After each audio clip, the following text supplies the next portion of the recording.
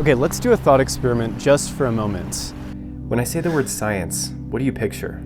Think about what science means to you. There's a referent, something that comes to your mind that's associated with those 7 letters. Those 7 letters come together to form a noun, but it's an abstract noun because its referent isn't physical. You can't touch science, but it still exists in the world. Now think about what a world without science would look like. What do you see? Perhaps a world without science looks something like this. Empty, without technology, without infrastructure, without discovery. But perhaps you picture something a little bit more complicated. Maybe something like ancient Greece, a complicated society without an explicit scientific method. Or perhaps you picture something in between, with simple hunter-gatherer human societies, only stories, not data, being exchanged between the members.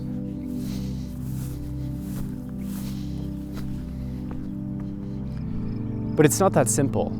What a world without science looks like depends entirely on if science ever came to be in the first place. More specifically, it depends on if we ever decided to give science a name. This is a world without science. But it's a world that never had science, not a world that lost its science. And that's a very clear distinction to make.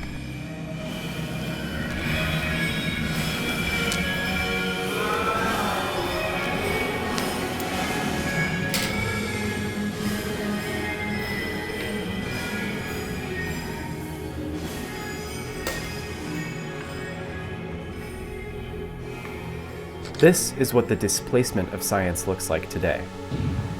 Severely cut is the National Oceanic and Atmospheric Administration, NOAA for short. The agency forecasts severe weather emergencies across the country. We hear a lot from them every hurricane season, and their forecasts save lives. Well, Jackie, they're saying this is very short-sighted, and they're simply stunned because they thought their mission of public safety, of working with the National Hurricane Center and the National Weather Service to protect lives and property, would protect them from these arbitrary DOGE cuts. But obviously, they were wrong. When science loses its support, it stalls, arresting some 500 years of methodological discovery. Now that we've tried the elixir of science and what it brings, it can't be taken. At least, not without a fight. Now, news of the National Oceanic and Atmospheric Administration, or NOAA, layoffs of hundreds of workers has sparked some pushback in communities all across the country, including right here in Colorado. And Fox 31 political reporter Gabrielle Franklin reports from Boulder tonight, where protests over the firings happened earlier today. Thousands of community members came out to tell fired NOAA workers that they're not alone. These are the people that monitor extreme weather events, as well as studying drought, wildfires, pollution, and others. These are the people that tell Florida when it's about to be submerged by another hurricane. And do you know what's really expensive? It's the rebuilding of infrastructure after devastation that could have been prevented by the use of science. This is just one example of today's defunding and displacement of science, and the trend continues. Well, funding for science is also very much on the chopping block in the president's proposed budget. That includes cuts to NASA. It's a fraught moment for the agency, particularly for those focused on Earth science and not human space travel. Certain administrations are not inclined to invest in this discipline of science. It's seen as overpriced, bloated, and worthless. Science is miscast as elitist and expendable, but that fails to see science as it really is. Human. Science is human. Like language or art, we did science for thousands of years before we had a word for it. Why? What makes science so unique? The value of the scientific method can be demonstrated by stressing how long it took us to give this process a name. Quite a bit happened before we ever used the word science. A few 100,000 years of human history, in fact. About 100,000 years before we gave science a name, we spoke our first words. Before this point, we couldn't name things at all. We started to use primordial language to tell stories. Coffee break. Oh, great. Cigarette? Raleigh filters. Something new? Something better. A filter cigarette with a good mild taste. Come to Raleigh Filters. Come to good taste. Some 50,000 years later, we explored the creative depths of language and began to create. We explored ourselves through art. Our stories became more complex and started to take physical form. See what happens. As you paint, you'll see all kind of things happening on your canvas, and very soon you learn to use all these beautiful little things that happen. I think in one of the earlier shows I mentioned, we don't make mistakes. We have happy accidents. Around 5,000 years ago, we started using the tenets of science in ancient Mesopotamia, modern-day Iraq, and surrounding countries. The historian Francesca Rochberg described it so: if the essence of science is to be found in its systematization of knowledge about phenomena, and in the various practices associated with such knowledge systems, practices such as celestial observation, prediction, and explanation, then science was a central part of cuneiform intellectual culture. But this process still included divination and magic, and it was practically oriented, used only insofar as it was applicable to modern-day life, like agriculture. A few thousand kilometers away and a few thousand years in the future, the approach was very different. About 2,000 years before we gave science its current name, the Greeks began to seek out causes of natural phenomena. They sought true explanation, so they began to philosophize. This was the pursuit of knowledge and explanation beyond what was necessarily practical. And this would be the seed of science. Philosophy isn't science, but they have nourished each other. Philosophy is the soil from which science grew. Almost like two closely related languages, they share the same syntax, but their phonology, morphology, and semantics are very different. They both value reason, rationality, and logic, but philosophy stops there. Science injects an almost religious devotion to empirical observation and experimentation that takes it to the stars. That's why they share a common denominator. Before we called it science, we called it natural philosophy. They were once mutually intelligible dialects of the same language. The thing that bothers physicists, particularly somebody like me who's just sitting here in Einstein's office, is that in some way we don't feel very adequate. We are obviously not as deep and as philosophical as he was. And whether that bothers you or not, of course, is a matter of temperament. By the 17th century, science and philosophy split. They were no longer dialects of the same language, but they were completely different languages entirely. Scientists like Copernicus, Descartes, Galileo, Newton, they provided us with the grammar books of science. They told us to focus on empirical evidence, observation, and deriving theories of the universe from there. Copernicus recentered us in the cosmos. Bacon wrote our Bible of scientific discovery. Descartes reinforced our reasoning.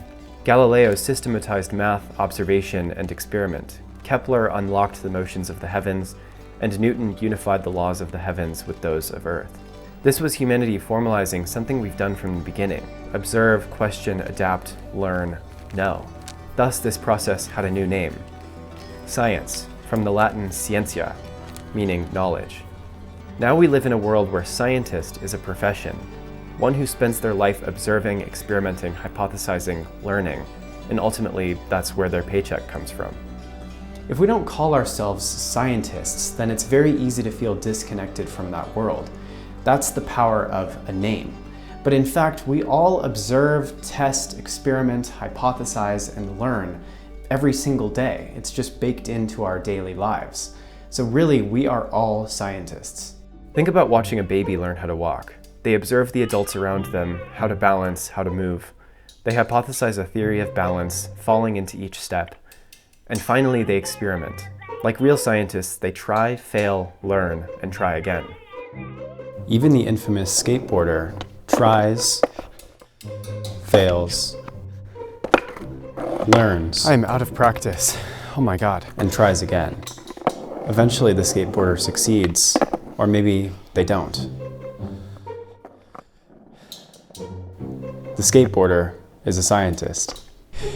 Even this is structurally identical to science.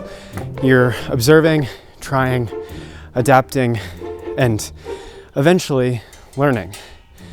But we don't think of this as science. This is perceived to be very different, but for no real reason. We are all scientists because science is human. Now, the application of science and its discoveries lead to everything around us, and I really do mean everything. As the science of agriculture advances, the world will be better fed and clothed and housed. You too will reap great harvests, and you will know the benefits of the many industries pioneered by science. You will have to learn all you can about today's technology so that you can do your share of the world's work. So that you can encourage research. So that you can build the bridges and buildings and highways of tomorrow. So that you can teach, inspire, and encourage those who come after you. the fields of agriculture, of electrical and chemical engineering, astronomy, all these and more require a basic knowledge of science. Some of you may be statesmen who must understand the impact and implications of science on society. You may well decide whether mankind is bettered or destroyed by the products of science.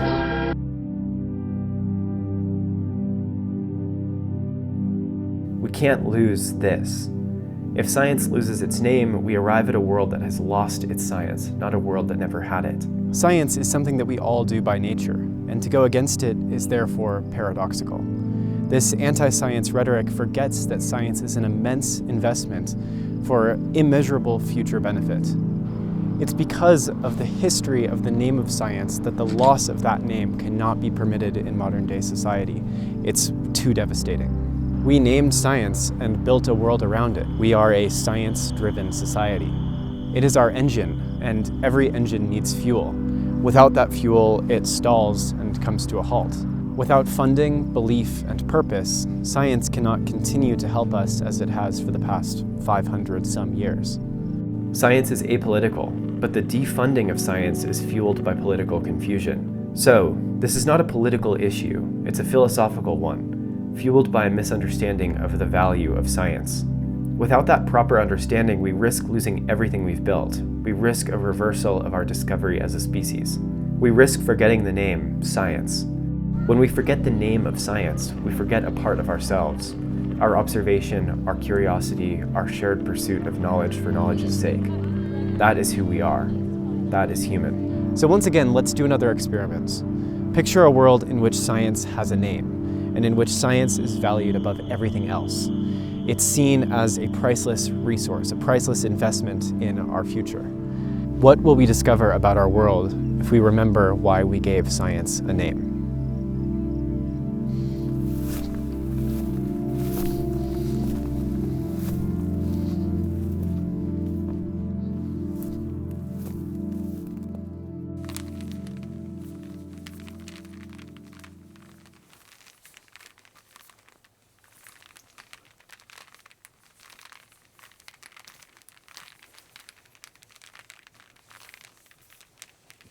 Study science because you will find in the study of science a richer, more rewarding life.